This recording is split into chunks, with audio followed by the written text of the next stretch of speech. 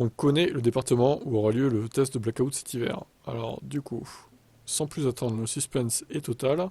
Donc pendant 2 heures, le gouvernement limitera la puissance à 3 kW. Le Puy-de-Dôme. Bravo à vous, vous avez gagné. Vous n'aurez plus d'électricité. Vous allez faire sauter les plombs. Mais alors pourquoi cette expérimentation qui est dans les cartons depuis plusieurs mois se déroulera dans 63? Le département a été retenu pour sa diversité de situations, puissance et type de monument. Options tarifaires, effet de la température extérieure, zone rurale et urbaine. Il s'agit de simuler au mieux la réalité du territoire français. Le test aura lieu cet hiver, mais c'est une date non fixée, donc ça peut être en janvier, février, mars. Les participants sont informés plus de 3 semaines à l'avance et recevront une prime de 10 euros pour les 2 heures de test. Ceux qui ne souhaitent pas y participer pourront se signaler à Enedis et ne seront pas affectés par la mesure. La puissance électrique sera réduite de 5 à 50% selon les cas, mais quelques équipements essentiels pourront continuer à fonctionner. Réfrigérateur, congélateur, recharge d'un téléphone, éclairage. Oui, bah alors laissez-leur 3 kW minimum quand même. Enfin bon, faut pas les réduire à 1 kW, ce serait honteux là.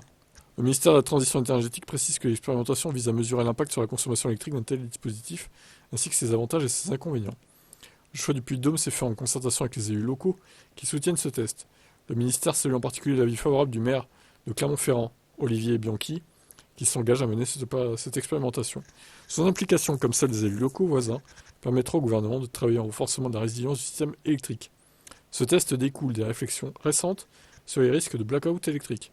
Il pourrait être un nouvel outil de dernier recours pour éviter une coupure généralisée.